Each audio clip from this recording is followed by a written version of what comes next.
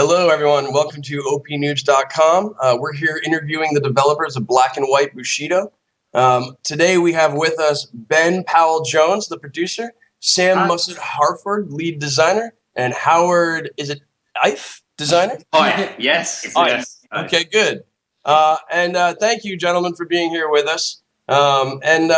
So we're just going to get started. Also, should want to mention we've got Fred Bresci running technical behind us. Thank you, Fred, for doing that. So we'll get right to it. So you guys have been working on Black and White Bushido, which came out in October. I guess usually when we get started with interviews, we like to know a little bit about you guys. I'm going to start with you, Ben, and each of you go down the row. What kind of games do you like to play? Starting with the games you grew up with and closing on what you play now. Okay, so I am, it's fair to say, older than the other two. So the games that I most like are the ones that influenced me in my childhood, and they would be a lot simpler than current games and more along the lines of stuff like Streets of Rage, The Ocarina of Time, Golden Axe, sort of ones that had like a classic imagery to them and something that like was really captivating about the style. And finishing with the games I play now, I still like simpler games, to be honest. So we've been playing, I mean, it's a big game, but we've been playing a lot of Rocket League in the office. But then in my own time, the last game that I finished, which is actually an old game, but I only got it recently, is Far Cry 3, The Blood Dragon. It's a simpler version of Far Cry 3. I'm quite one for simple and retro style games. And just before I let you go on to the next guy, how old are you? Like, what would you place yourself as generationally in the game history? Okay, so I'm 34. My first computer that I really knew how to use was a Commodore 64. But the computer that really had the most influence on me, well, the console in my life would be the Sega Mega Drive. That's the one where it went from being like, oh, this is something that I can do in my spare time, to being like, this is unbelievable. Nice. Well, yeah, because you said that you were a bit older. I'm 27 myself, but every game you listed is a game I'd played. Right. So you don't need to feel too old. All right, Sam. Moving on to you. What kind of games? So I'm 27 as well. So maybe I play games that are actually no. I like to play like everything. I grew up playing fighting games and adventure games, and I still play a lot of fighting games now, like Mortal Kombat, Street Fighter, bit of BlazBlue. But yeah, I mean, that's why I wanted to make a fighting game, really. I play Smash Brothers so much, and like since the N64 version, absolutely loved it. Still love it on the Wii U now. I just tend to play everything, really. I was big into MMOs at one time. Currently back into the Taken King with Destiny, which is eating up a lot of my time. I just play. You play a lot of mobile games too, don't you? Yeah, because like we originally started off in mobile development and then have gone into bigger, hopefully better games. But yeah, I play literally anything and everything. Nice. And you, Howard? Yeah, cool. So I'm 24. So 25. Sorry. So I can't remember my age. Just bad. So I grew up with quite a lot of the Nintendo 64 and PlayStation 1, so I loved Legend of Zelda Ocarina of Time. I loved the first Super Smash and the one on GameCube. I really, really liked Metal Gear Solid 1 and Sons of Liberty. I played a lot of that when I was younger, like a lot. And quite a lot of the multiplayer stuff like Time Splitters. I really enjoyed that on the PlayStation 2. At the moment, I'm kind of going back to games that I missed out on while I was at university. So I'm doing Tomb Raider at the moment. Oh, nice. I do quite a lot of Elite Dangerous. I love Elite Dangerous. Yeah, I spent quite a lot of time on that. I've maxed out a Cobra Mark III, and I've completely maxed it out. And I've just moved on to an ASP recently. So I spent a lot on that. Nice. Well, it's funny. That's a great, another great British game, actually, Elite Dangerous. My friend got an Anaconda recently. I think he probably dumped 100 hours to get that far. I mean, from what I'm gathering, you guys are true gamers. I mean, you've listed games across so many different consoles, so many different eras. I mean, that's really great to hear. and we're going to get into this conversation a little bit later, but when I did take a look at your website, I really got the feel that that Groundbreaking Games, or Groundbreak Studios, is very much a steeped in the culture of gaming. It's just just based on what I read, I can tell you guys really love it. Before I get into that, though, I did want to know just a little bit about where you guys live too. I know you're from the UK, and I know there's a lot of independent development coming out of the UK right now. I'm just curious to hear, what's the culture like in the UK from your experience in the independent developing scene? Do you feel that it's more of an indie scene or more of a AAA scene right now? What are your thoughts on that? I mean, I think it's more of an indie scene. I mean, we work in London at the minute, and there are always like meetups to go to. The community's like really, really solid over here. Everyone always wants to get together and talk about new ideas. So I think the indie scene's definitely on the rise. We've got some great AAA studios as well, but I think because there are like tools to develop with, like Unity. Even like little things like Construct 2, anyone can do it now, and it's becoming a lot more accessible to people. So everyone's giving it a go. Everyone's kind of like getting together and sharing ideas. So London's a good place for that at the minute. Oh, that's good. That's great to hear. And have you guys always worked together? Have you had other team members throughout time, or? Yeah, we basically work. So the company we work for is called Endemol. It's quite a big company, and we worked with Ground Shatter to make this game, Black and White Bushido. But we work predominantly for Endemol UK, and basically we've been working as a 3 for quite a while. But actually, this was the first game that Endemol put out as a sort of console game, and that was quite a big struggle to push through getting that done, because they're quite interested in the digital marketplace. They really want to be in there, but they haven't done anything like this before. So that was kind of, we had to really come together and say and prove why we thought this was something they should be investing in and making. So how do all those relationships work? I was trying to understand who exactly is Groundbreak, who is Endermall, and then of course there's Green Man Gaming as your publisher, which is not a well-known publisher. How do all those three forces interact? So what you're saying, Chris, is it's a bit of a tangled mess. And that's a little bit. I thought you guys maybe were more Groundbreak, but now I'm hearing you're more Endermall. So now I'm completely thrown. Ground Shatter is. I'm sorry, Ground Shatter. Forgive me. So basically, we work for Endemol UK, which predominantly makes TV shows, and we sort of pitched the idea. We've been working together making apps and smaller games for mobile devices for a year or so, and then we pitched to them to make this game. And because they wanted to launch it at a live gaming event, and so we had a small amount of time. So we spoke to a very talented guy called James at Ground Shatter, and we worked with him, and he basically programmed the game and developed it. Sam is the initial designer, Howard is the programmer of the initial prototype, and I was the producer over the project. So, yes, as you're pointing out, there is sort of like a slightly complicated relationship. Well, yeah, because usually in independent gaming, you see these very stripped-down companies of like 3 or 4 guys, and they don't even have a PR team, and they don't have a publisher, and they barely know what they're doing business-wise. So it's interesting to see something this complex. It's basically that is what we are. Really. That is what we are. We're like the way to think of us is as a small independent company within a bigger company. So we're the first group within Endemol doing this. And the budget, I probably shouldn't go into it explicitly, but it was quite small. Okay. Yeah. All right, so and Endemol provided the funding for the project then as well. That's correct. Yeah. Gotcha. Okay, so that makes a little more sense then. Yep. Okay. Well, that's very interesting. Definitely not typical, I would say. I mean, so then I guess none of you then are from Ground Shatter. So then I suppose I should ask a little bit more about Endemol. Is that a company that you've all worked for previously, or did this project sort of bring you all together?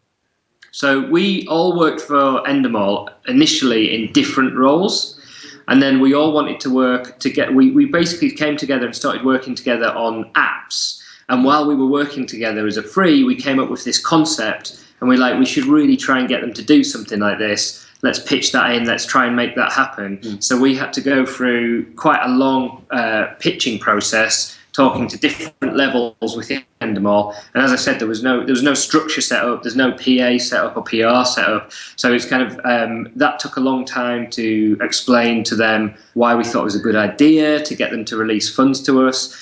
In the end, they have been quite supportive, but it's still, there's no, this is us doing this with Ground Shatter James. Right. It's sort of us doing it in the sense that there's no advertising team set up. Anything that you see out there is a result of sort of ideas that we come up with. Or I suppose the advantage that has been like absolutely definitely a great thing for us is that they have provided the money. Yeah. Yeah, the key part of any development process is the money. Yes.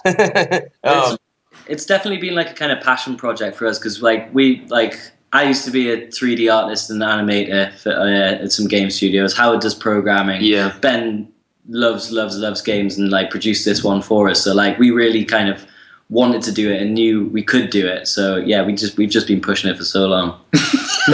So long. Yeah. Cool. No, that's really cool. I mean, I'm getting the sense in the Endermall, sort of a larger company, you really had to bring this project to them and explain it to them and basically say, look, we think this can work. We're really passionate about it. Please give us the money and we'll do everything we can to make it successful on our own without your help other than the money. Exactly. And we have to bring that's impressive. I mean, that's hard to do in any large organization. Yeah, no, there's a lot of levels to get through. And also we had to do quite a series of working sort of proof of concept, so prototypes that actually were the game and basically had the gameplay of the game, but a stripped down version that we would then say, look, if this is fun to play, imagine how it'll be where you've got lovely graphics on top of it. Right. No, it's cool, and the game does look very cool. Then you've got Green Man Gaming as your publisher, and is that even so? You had Ground Shatter that you had to pull into Endermall, and then I'm guessing you had to pull in Green Man Gaming to be the face of the publication.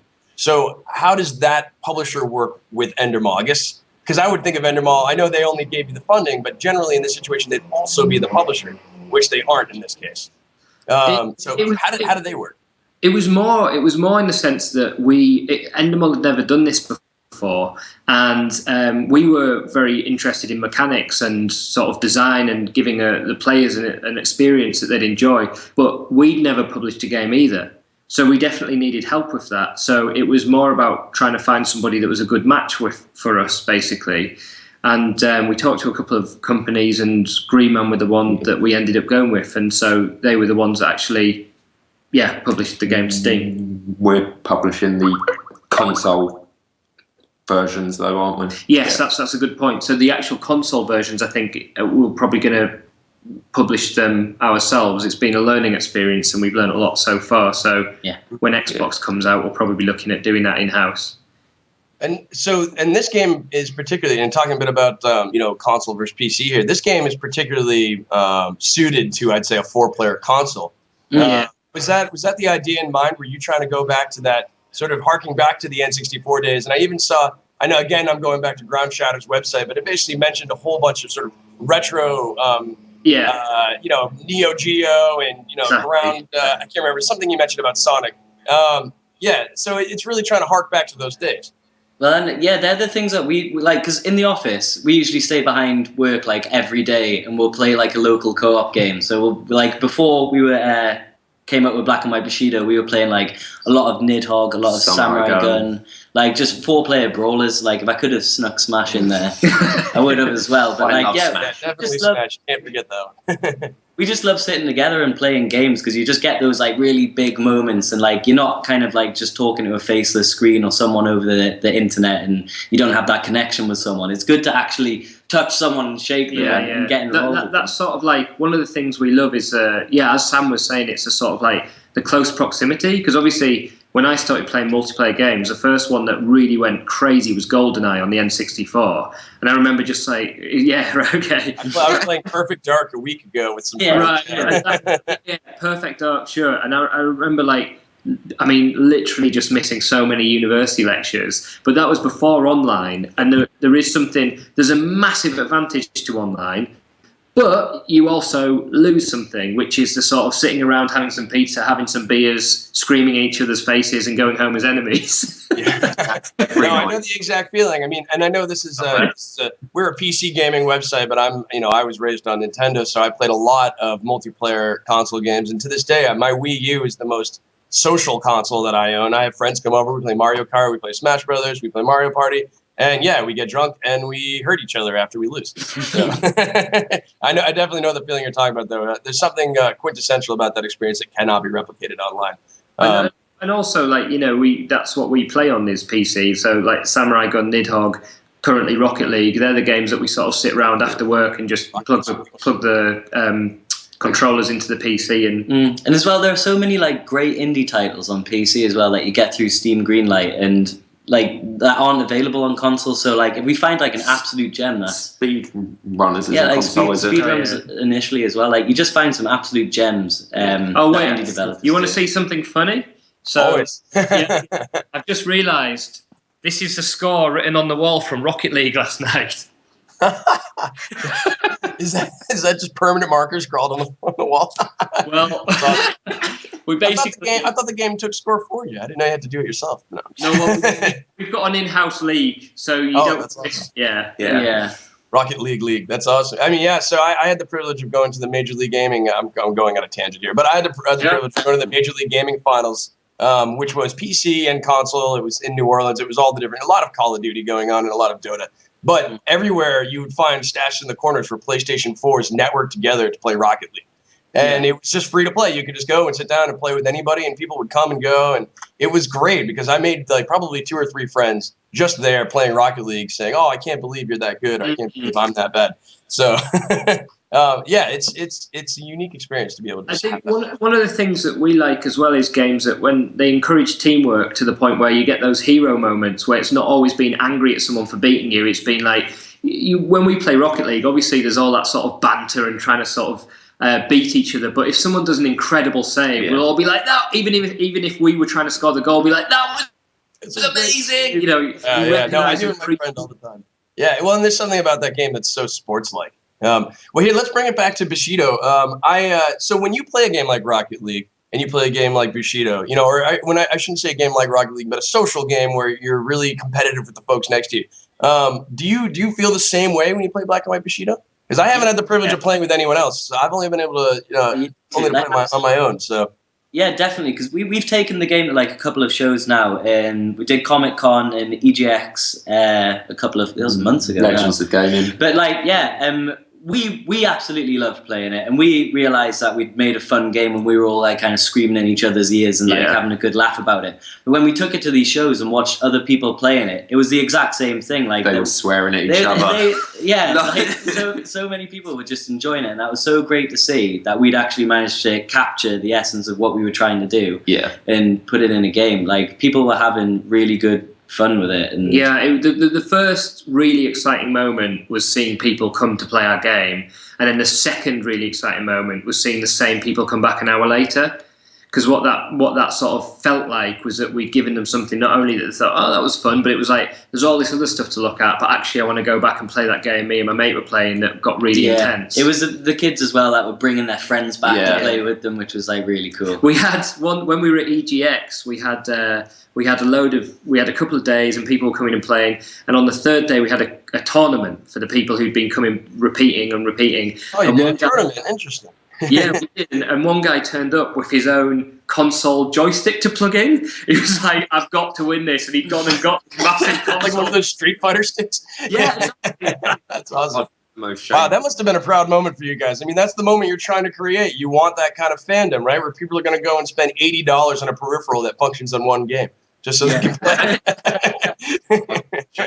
It was when we had like 10 and 12-year-olds turning up, and they just annihilated us. Yeah. We were like, "No, we made." Oh, that's a terrible feeling, isn't it? Yeah. Well, that's. I mean, you guys are really. I can tell you're really inspired by those classic gaming moments, and that's what really makes me love a game so much. Is when it doesn't just give me a nostalgic feeling, right? Because that's not good enough. There are plenty of games out there that have a nostalgic feeling, but it also has to have it has to grab you. It has to be action oriented in a way that makes you want to keep playing. And I think you guys have done a killer job doing that. I have to. Oh, go ahead. I wish we could play the 4-player with you, because that's when it comes alive. That was what it was made for. I If know, you come over to London, we'll give you a go. I'll have to do that. I'll have to get in my car and hop across the ocean. I'd like to do that sometime, though. Well, so and then I guess I've got a few other just interesting questions about the process. I'm sure there were some challenges you guys faced in the process of doing this. And some of those, I imagine, were organizational, but I'm curious to know what, in your mind, the greatest challenges you faced in creating this game were.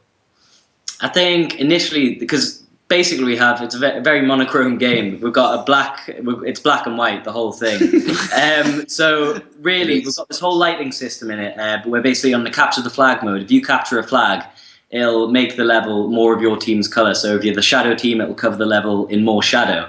And I think because we wanted volumetric lighting, stuff that would kind of like hit a platform and then like kind of stop, or like if it didn't hit a bit, it would continue on. So actually balancing those levels initially was really, really tough, because we needed to make it balanced in terms of like it was equal areas to hide in, and just balancing it was really hard initially with the lighting system that we developed, but. I think we eventually got around that in a really cool way. That was a tough one in the beginning. I think for me, by the end, it was like, it's just that thing of seeing the wood from the trees, because you've been working on a project for ages, and you start off and you go, is this good? I don't know if this is good. Then you get to a point where you're going, oh, this is definitely good. And then you go past that and you're going, is this good? I don't know if it's good. Because it's like, by the end, you're going, hang on, I'm killing someone every time with the shuriken. Is that OP? Is that OP? Or is it because I've played it over and over again? And you sort of get to a point where you're like, I think this is right, but I've just been looking at it for so long that I just don't know anymore. I know that feeling. I've been a website developer. It's not exactly the same thing as game development, but I know the feeling when you've looked at a project that you've put your heart into for so long, and you just can't even tell if it's good anymore. You go and you're just hacking it apart over and over again, coming up with new reasons to tear it down, and then you think maybe I should just go to bed now. We had quite a few people internally like helping us test it, and they seemed to really enjoy it. And every time we got them, we like tried to implement a new mechanic or a new feature, they'd give us feedback, and that was invaluable. Really, kind of just having that constant thing, because, like I said, when you're just staring at something for so long, you get tunnel vision, and you just become completely immune to like what's. I think that tunnel vision also added to like when we didn't add all the small things we forgot about. Like if you exit a game, just having something saying, "Are you sure you want to quit?" Yeah. Because we'd always hit exit by accident in game. Be like, I appreciate that, because I have to review a lot of independent games, and sometimes I'm stunned at how high quality a game will be, and then it will do something absurd like not put in options. I'll be like, well, I can't change the resolution, I can't change the controls, I can't even I can barely save. And that blows my mind when a developer will go so far to make a beautiful game, and then they won't put something as simple as a menu system that you can use. You just get so caught up in making like the best game you possibly can in the time you've got to work with, and just that kind of stuff that is outside the game. I know it is super, super important. Yeah, but it just gets thrown to the wayside. It's a very good point, Chris, that what you bring up, and it's sort of like for me, it's like half the stuff you get. We released it, and then we were like, why didn't we do that? That's so obvious. That's half the stuff, and the other half is that you're going, okay, we want to release it on this date. Do we need that? Do we need that? Can we go without it? And it's just that kind of like that. Yeah, someone once said to me, this was about editing. Actually, it wasn't about games, but I think the same thing applies. They said you never finish an edit; you just run out of time. You can always do more stuff, and it's just at which point do you say that is now acceptable? At some point, you just got to say, "Fuck it, let's do it live." We made the best game possible. We added everything in. I mean, that's right. In the end, You're just going to turn Black and White Bushido into an MMO next. I know that's your next move, right? And then I think that leads nicely then into my next question is, of all that, those were the challenges. What was the proudest moment you had? When did you sit back and say, if ever, oh yes, like this is really something I enjoyed? I think it was when we took it to like EGX and stuff and saw people swearing at their friends and shouting at each other and then leaving in a huff and then coming back. And the other moment is we had this competition where we'd all dress up as ninjas, and we had if you can beat the ninja on it, you can win a free copy. And there was this one kid that wanted to win so bad, his mate sat him down and made him do a 2v1 for something like 2 hours just to train him up. And then he went up against Sam and annihilated him. It was so good. That's awesome. I was destroying him in the morning as well. And he came back and was like, I'm ready now. He literally did a training montage, just like, condensed. My one was like, it was really similar to Howard, but it was actually Comic-Con, and it's because I'd been there the year before, walking around, looking at games, playing them, thinking, oh, this is incredible, all this cool stuff, all these cool comics, and then to be there, but be the person that is sort of like, I mean, it sounds really sappy, but be the person that's providing that pleasure and joy of playing the game. I was just kind of looking around going like, is this real, guys? And like Howard says, we were dressed all in white or all in black as ninjas taking people on. It's like, they were the people I was looking at a year before thinking, I want to be there. Personally, we were. Nice. Yeah, I bet that is a wonderful moment. I mean, every gamer dreams of getting to just attend those kinds of conventions, Comic-Con, E3, AGX, and I imagine being a developer for the first time, especially, you know, the fanboys that I know you guys are. It must be the most incredible feeling. I'm very jealous. Well, you know, I guess then I hate to say it because I had a few questions for Ground Shatter, but unfortunately it sounds like maybe the individual who runs Ground Shatter isn't with us today, but that's okay, because part of what I really did want to know is I hope you guys can shed some light on this for me. The Steam process has been something that a lot of independent PC gamers are very there's a lot of opinion about it. Let's put it that way. Most people enjoy it, but some people don't. And I know you guys, I think, have been focused a lot on console, but obviously Steam is the face of PC. So what has your experience with Valve and Steam been like? It's something that we spend a lot of time talking about here at OP Noobs because it's very important to independent game developers. So I'd really like to know what your thoughts are on Steam and Valve. You know, I quite enjoyed it, to be honest. I thought it was quite like uploading, like submitting a game to something like iOS or like Apple is just hellish compared to what Steam was. Steam was a really it was quite a pleasant experience for me, to be honest. I mean, like, all the documentation's provided. I mean, if you ever get lost, you can just kind of like sift through that. You can always find something. Loads of like people have supplied like YouTube videos that you can kind of just like go through, watch, and so like, yeah. I mean, like, I thought it was pretty pain-free, to be honest. Yeah, it's good. That's really good. Yeah, I mean, it's. Oh, sorry, go ahead. No, I was going to say the thing about the Unwrapped. What? You should say that. We made a big mistake that I'm not going to say now. Yeah, I thought I was going to get like the year's scoop or something. Yeah, well, I do know that a lot of the porting processes can be difficult. But what was the first environment you developed in? And you know, I guess I can't remember if you mentioned Unity or not. Was this a Unity game? Yeah, it was a Unity game. Yeah. Okay. So me and Howard develop in Unity. We use that, and Howard's been using it a bit longer than me. Yeah. So he can probably tell you more about our process and that bit. Like from a kind of like beginner in Unity, as I'm an artist and an animator, I think that's a phenomenal piece of software. Almost coder now as well. Almost coder. Almost coder. Yeah, I mean, I've had limited experience with Unity, but from what I can tell, it's sort of a dream tool if you're trying to do multi-platform development. Oh, absolutely. Yeah, I'm so surprised at how easy it is to just kind of like even when we did the Mac port, that only took us like half hour. Oh, yeah. It was so easy. Really? Only a half hour? I mean, I remember saying to Howard, I was like, okay, we need to sort out this Mac port. And I had never done anything like it on an actual release. Yeah, he'd never done it. And I was like, so what's a realistic time frame for that? And he was like, look, we're all stressed out. We're all trying to get deadlines. He's like, I just don't know. I've got to look into it. Literally 30 minutes later, he walked back and was like, oh, it's done. And I was like, like the fastest anything's ever happened. Unity's incredible. Yeah, I mean, I've toyed around a little bit with Unity myself, and I was surprised when you could see all the various options. It almost seems like you could just click and export to iOS, export to Android, and I said to myself, "There's no way it could possibly be that easy." It pretty much is that simple. Yeah. Yeah. Well, these tools have come a long, long way. Well, have any of you had experience in game development previous to this, or is this all your first game?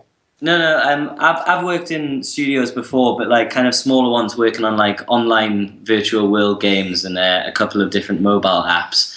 But this was my first kind of like not even nearly triple A. I was like triple A again. Yeah. Almost there. Z, triple Z.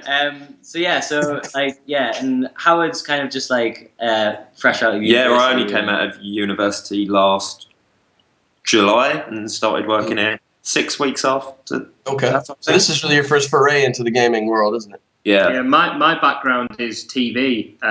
So I work on like quiz shows and stuff a lot. So weirdly, although it doesn't seem like it would be, a lot of the mechanics to make something work in terms of a quiz show or a game show are very similar in the games. Obviously, it's a bit different, but in terms of the pathways your brain follows to make sure it works, they felt like they transferred well. And as I said earlier, Sam and I started working together a bit earlier than Howard on a couple of apps and stuff, but this is my first game that I've worked on. Well, and then I'm curious to know how your TV experience fed into not so much the development of the game, but it's sort of, I guess you could say, not quite publishing, but in other words, you had to spend a lot of time in TV, probably managing teams of people and navigating more complex organizational structures. Did a lot of that feed into the development of the game? Did any of that expertise feed into the game?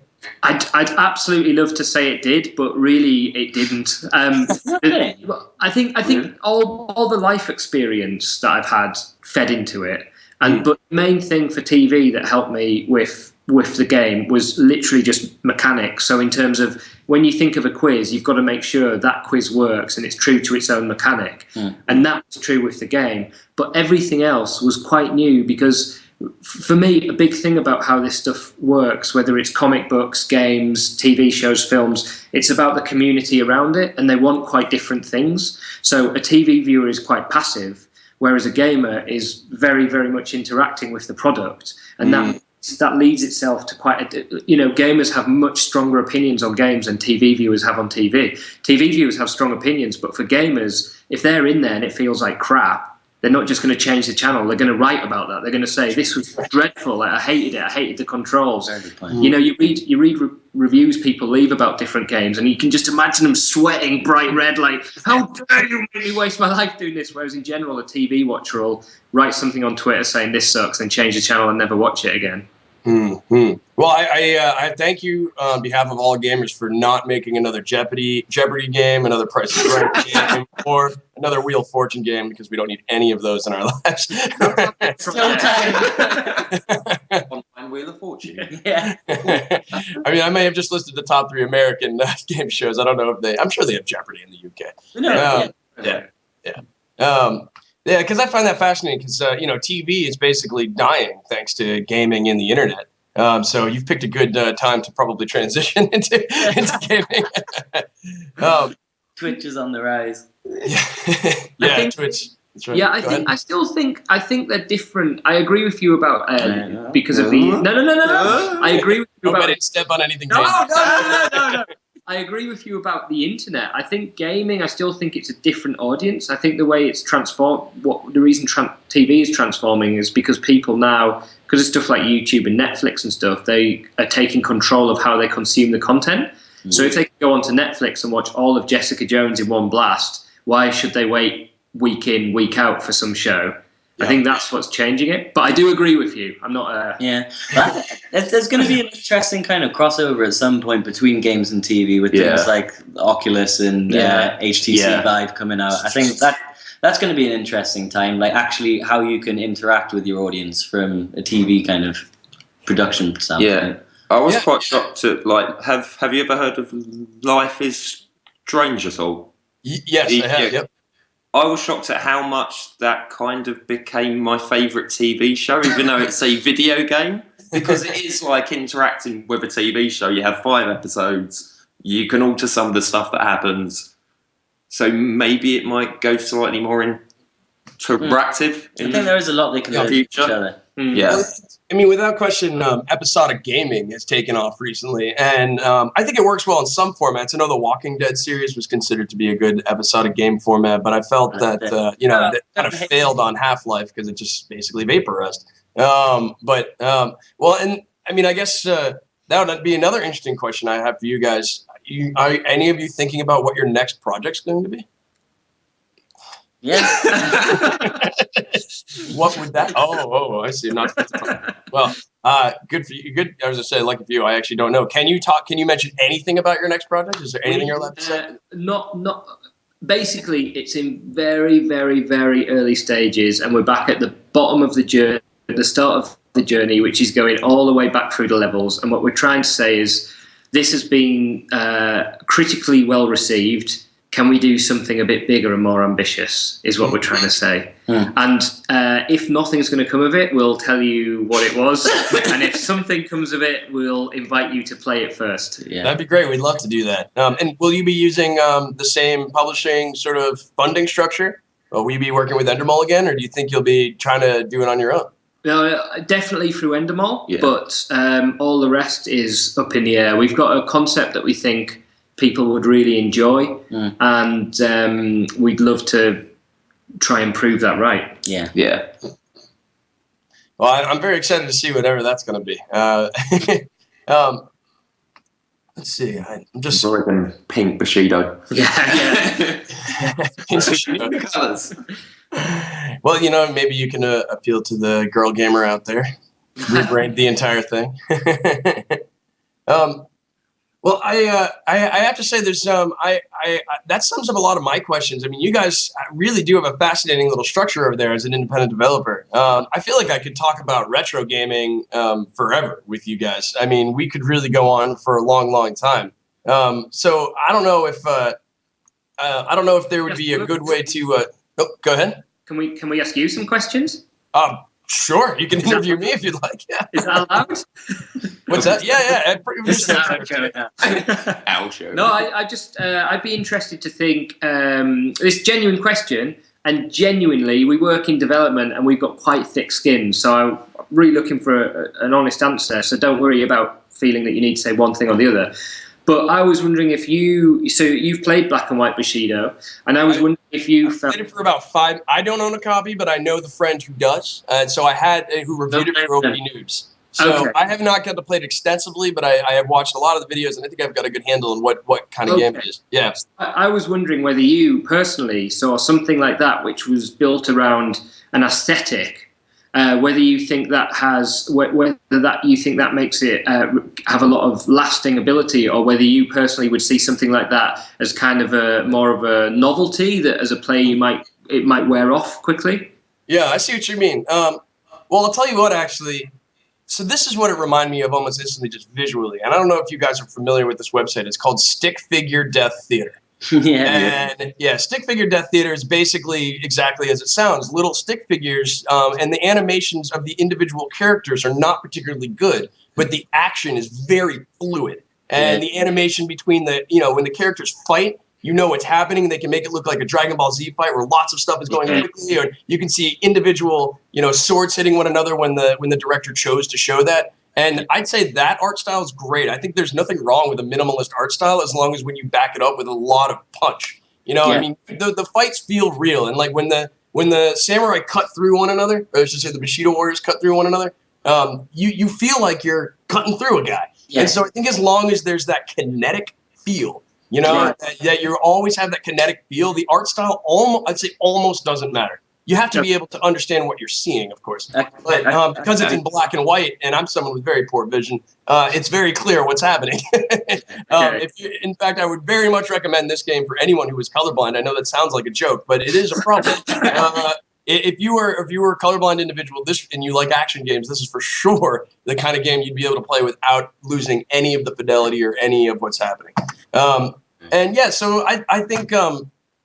I sort of get in the gist of what you're asking me is like, do you really need high resolution graphics, and do you really need a lot of the really fancy stuff to make a game good? I'd say my answer is no. I think it really comes down to gameplay and the kinetic feel of an action game. Yeah. Okay, that's interesting. And I have one more question, actually, if that's all right. Sure. Basically, what I found really interesting about the game, watching people play it, is there's 4 characters you can be. And one of them's big and heavy with a huge axe. One of them's a thin lady with a geisha with like an umbrella, a parasol that turns into a little thin sword, samurai with a katana, and a monk with a pole. And what we'd have over and over and over again is during the time that we were showing that game, people would come to me and say, "Oh, the guy with the hammer's OP. He's too overpowered." Or, "I like being the girl because she's really fast." They all have exactly the same statistics. Yeah. The only difference is aesthetic. So when people say that, I just go, "Oh, right, okay, interesting." But actually, they're the same. But I was wondering, how important to you do you think it is when you're a player, if you turned on that game and they'd all be identical characters, or there's the kind of Emperor's New Clothes, fake customization where you can choose a character that you always are. Do you think that gives a different gameplay experience, or do you think that's an unnecessary piece of fluff? Well, I mean, it's really dependent. I mean, you look at a game like Super Smash Bros., which in many respects bears some resemblance to Black and White Bushido, right? You've got a two-dimensional screen, side-scroller, and it's essentially a fighting game, right, at its most basic level. And that is very much a type of game where every character has to be very perfectly balanced against the others. But, that's taken Nintendo 15 years, however long, 20 years to iron all those things out, and they're still releasing updates all the time. I would say don't get involved in anything that requires excessive game balancing unless you really feel like you can test it. Because you can go, like Team Fortress is another example where every little character on the team is slightly balanced against another. And so if you're going to have 4-player combat, and the characters are going to be different, they need to be balanced. Yeah. I mean, the other thing you should think about, too, is can everyone, if you have 4 characters and each one is different statistics, can 4 people playing all be the same character? Or do all 4 players have to be the different characters? Because that's I'd say that's a big factor, too. In Smash Brothers, you can have Falcon versus Falcon or Mario versus Mario, and it doesn't matter. Whereas, there are some fighting games that won't let you pit 2 of the same characters together. Probably because they didn't spend enough time balancing the game themselves. But yeah, that would be my caution, is that you wouldn't want to introduce unbalanced gameplay unless you were prepared to just test the hell out of it. Yeah, I think that's what we did with Bushido. We just wanted people to get in the action straight away, not overcomplicate it, and just have fun straight off the bat. Yeah, I like it when your game is kind of a jump-in type of game, and if you're going to do jump-ins, I prefer it to be a more level gaming feel. I like people's skill in a game like yours to really be the determination of who's good and who's not, not who got to the right section of the level first because they had the grappling hook that got them up the ladder or over the cliff or whatever. You could go on for a while. I think the way you guys pulled it off was great. I mean, I wouldn't have changed it, that's for sure. One thing that we found interesting was that without giving statistical differences, people felt like they were having that anyway. And actually, that's the same feeling we have when we play Rocket League together, which is that we are like, I hate being certain cars and I want to be other cars, but it doesn't make a difference. It's just mental. Yeah, no, it's funny because I actually wonder that in Rocket League all the time. I go, I swear to God, that guy's driving faster than me. I read online, they're all the same. They're all made out of the same, indestructible car material. So, it's interesting. It's probably deeply psychological. It's a good study to be done on this. Independent psychological gaming studies is our next roundtable. Well, so we do have to close it up in just the next few minutes. I told Fred we'd keep this to 45 minutes, and we're at the 45-minute mark.